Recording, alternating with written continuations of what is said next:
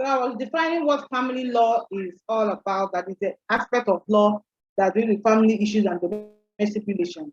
So in Africa, there are a lot of the legal systems that is in place.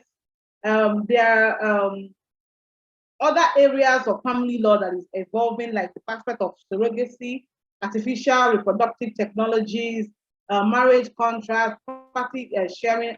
We stated that these areas, they are novel, and there are no sufficient legislation to cover these areas. So the case law has sought to fill in this void that by ensuring that law says self justice in certain cases.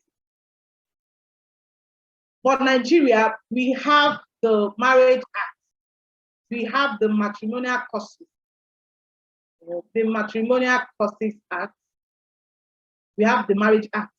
These are two principal legislations governing marriage in Nigeria. Now, so the family law deals with law governing family issues, as I've earlier said.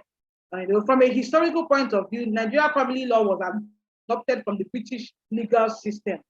Our laws came from many of them. Is a semblance of what is obtainable in the United Kingdom. So family law was adopted from the British legal system because it inherited the British legal system through colonial means. Family law practices are influenced by general legal content prevailing in the UK. So our laws are similar to what is obtainable in the UK. To what is obtainable in the UK.